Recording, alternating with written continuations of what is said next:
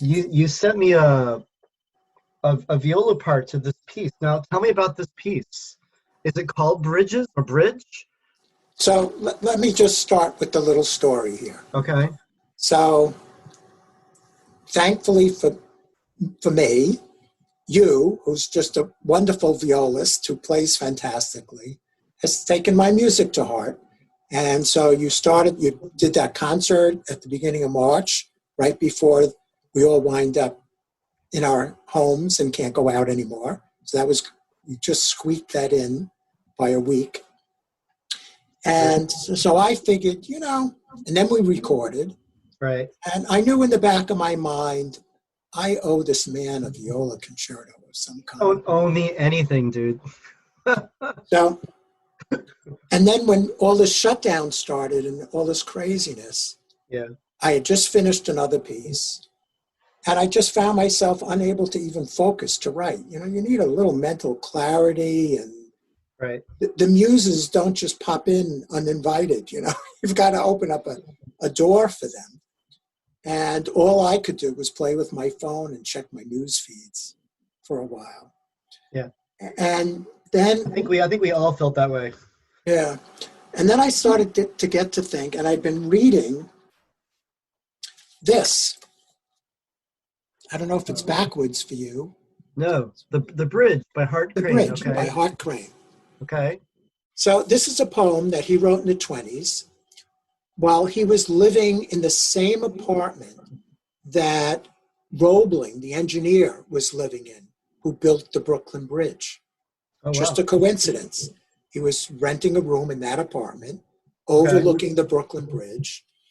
And he had this fantastic idea for this poem that I'm not sure he's entirely successful, but it's an amazing effort. He tried to use the bridge as a symbol for bridging the past to the present, bridging Manhattan to Brooklyn, which it does, bridging his life in New York with the life in the Midwest where he grew up and fled from parents who he didn't get along with particularly well and never accepted him.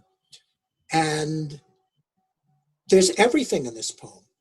It starts with the Brooklyn Bridge. It goes to Christopher Columbus crossing the Atlantic and discovering the Americas. It goes to, there's a whole chapter on Pocahontas, Powhatan's daughter. Wow. He's got Rip Van Winkle in here.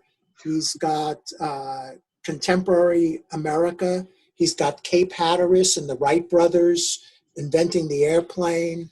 He's got people in offices in Manhattan going up and down elevators and on the subway.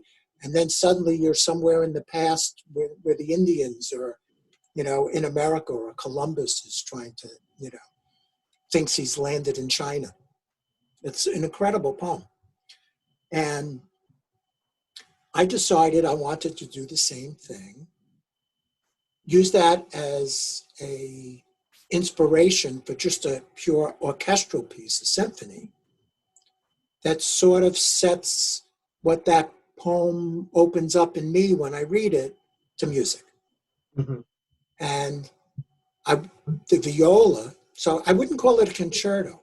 The Mm-hmm. viola to me is the bridge, because the Right. viola spans between the low instruments and the high instruments.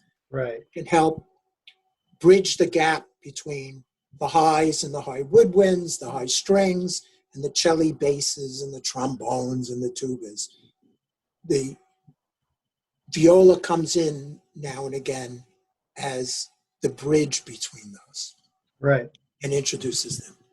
So I'm starting one poem at a time. They're like chapters. The introductory one is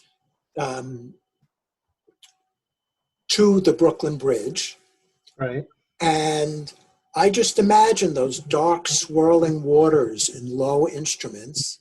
And then suddenly the viola takes us to look up to the span of the bridge with its harp-like cables and the sky and the seagulls flying around. and that became the first movement. I have the part here. I could play a little bit of the opening to see if it sounds like the cables of the Brooklyn Bridge. Yeah, sure. Hopefully I won't fall off.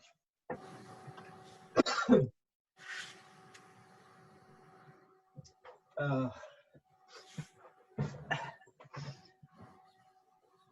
so,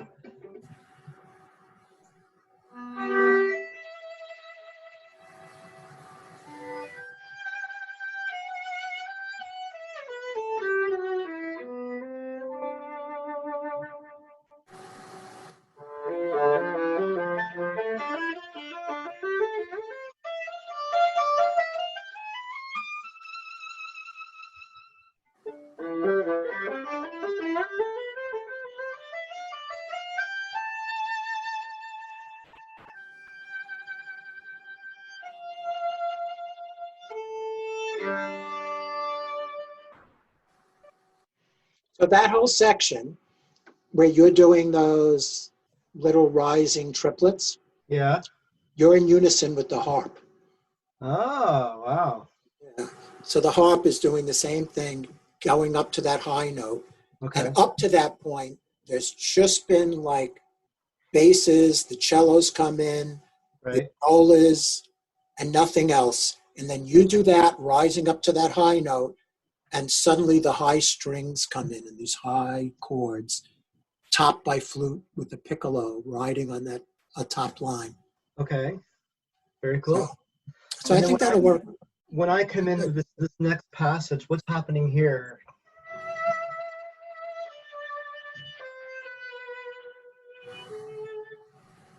So what I did in there was above that is a little dance in triplet time Okay. in the oboe.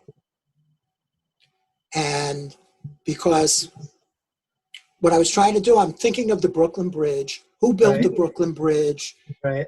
There was that Irish community in New York that wound up moving from Manhattan into Brooklyn during the time the Brooklyn Bridge was being built. Because before that, you couldn't get across the river easily. You could only go by boat. The Brooklyn Bridge allowed the expansion of the Irish community into Brooklyn. Okay. Renee and I once did a walking tour of the bridge, and that's where we learned that little tidbit of the fact. I've got these little, like, Irish jig-like dances right there. right there, and you're accompanying that. What does the jig kind of sound like? Is there a way to sing it or to give me a sense of the spirit? It's just like a So it's instead of a 6/8. yeah, so it's triplets over the 4/4, and you've just got this steady accompaniment to it.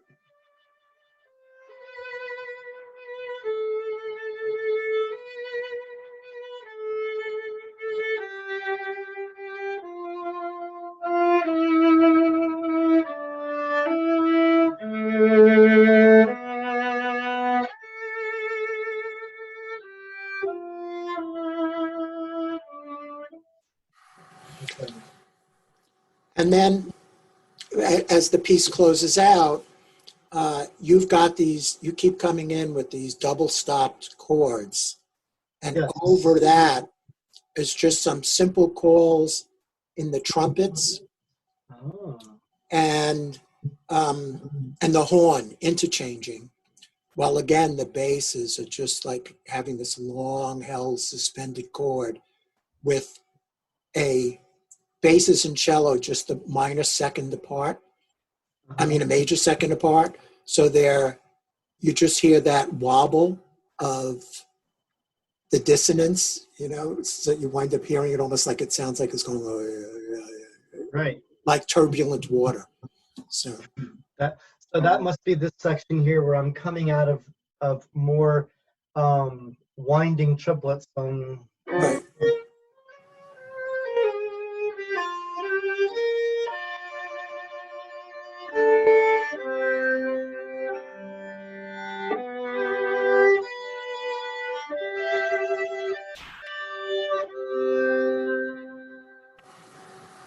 And that happens, and it just keeps repeating over and over again until it just ends in a hum.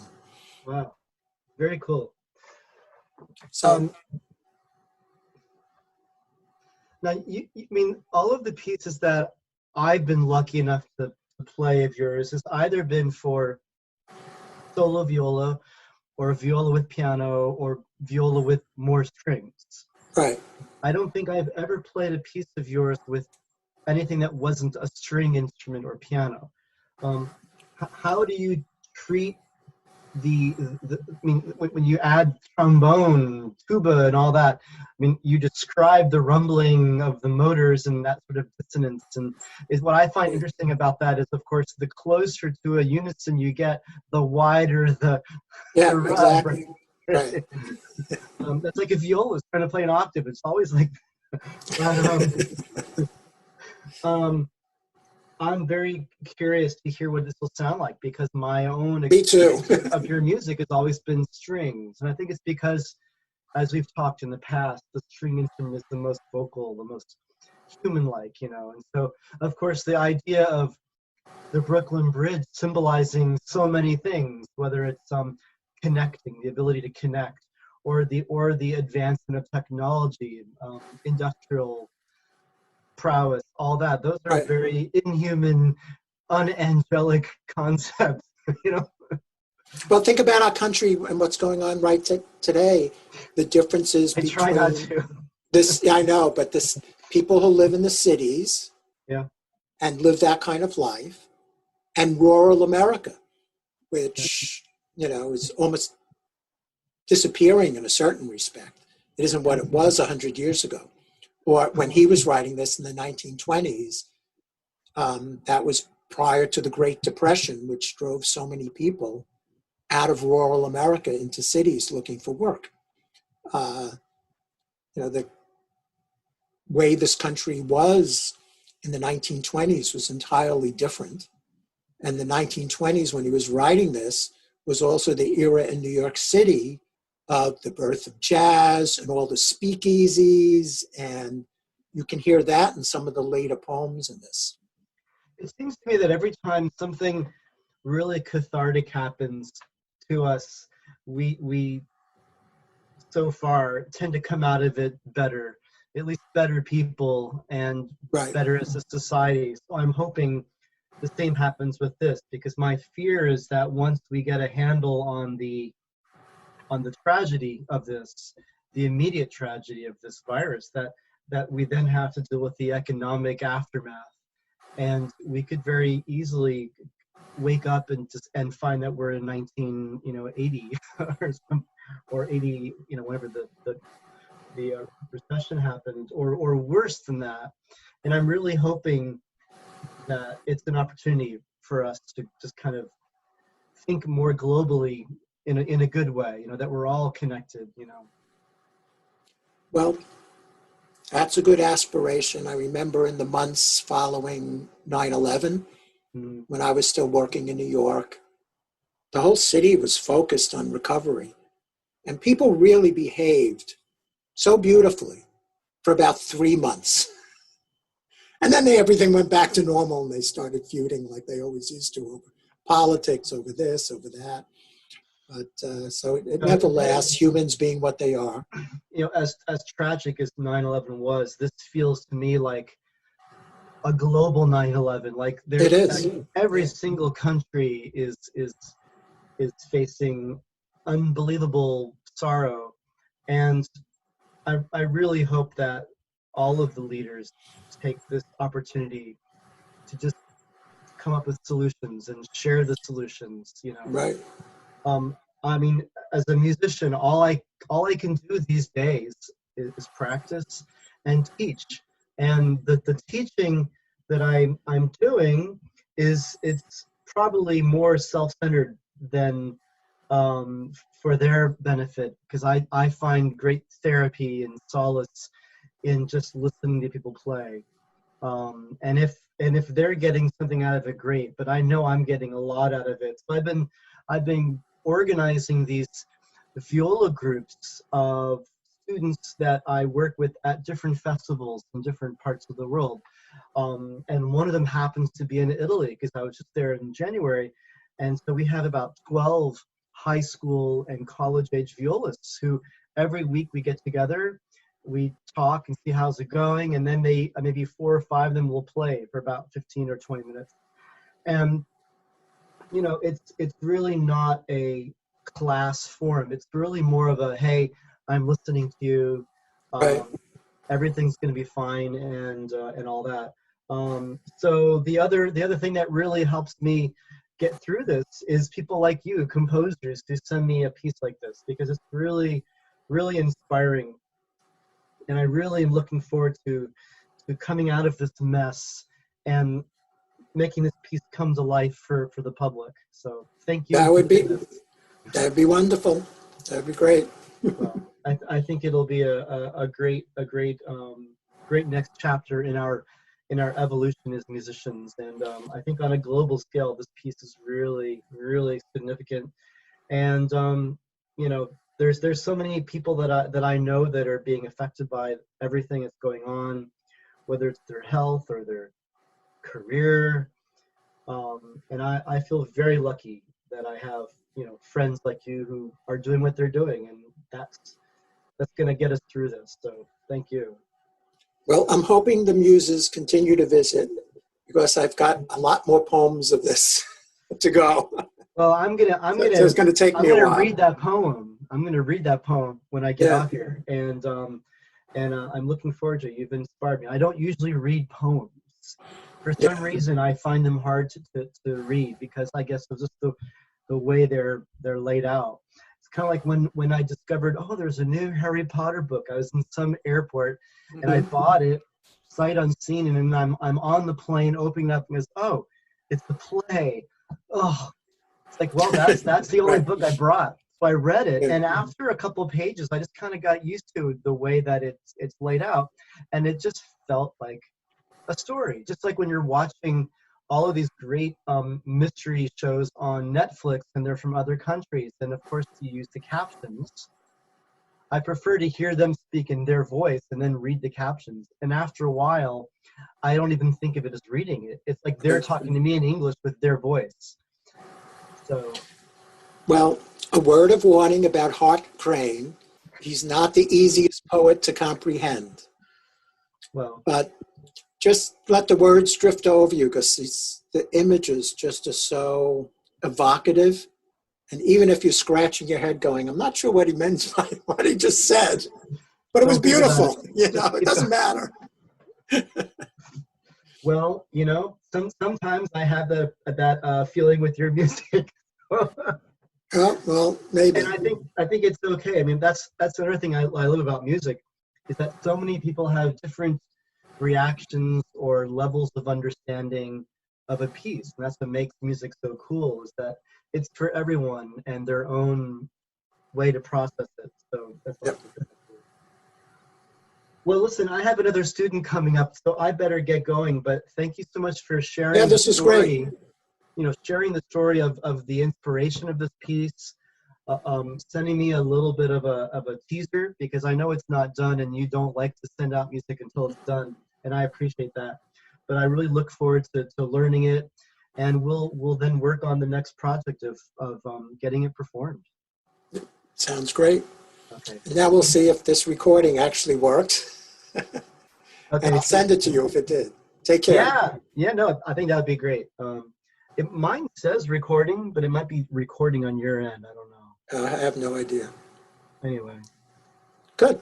Okay, well, I will, I think that obviously we can splice it wherever you want. So, yeah, and of course the nice thing about us doing this is that we could even do one of these for each movement, where you can talk about them as a little story. Yeah. Because I get a picture in my head. It really helps the music pop out. That's great. That's great. No, I can't wait to the Harbor Dawn. It's just a viola joke. The first 32 measures are 6 flats, and of course I'm terrified. And then when it gets to me, it's back to C major. Whew, you know? Exactly. Like, just messing with you, right? Somehow those foghorns seem better in flats. Oh, of course, absolutely. I mean, I totally agree. Okay. Well, this All was right. fun. Please give my best to Renee, and stay safe. And let me know if there's any other ideas you have for this that I can put my brain to, because I like to come up with ideas and help them. Yeah, and as I send stuff, look at the viola part just to make sure. I think it's all. No, nothing in there is difficult for you. Put it that way. I don't think there's anything that's particularly awkward or anything. No, So it's no, it's not at all. It's I love the idea of of having it done with harp. I didn't know that, of course, because I didn't look at the yeah, score. Um, but that would totally change my way of playing it. I would probably then play it like I'm playing it with the harp, and then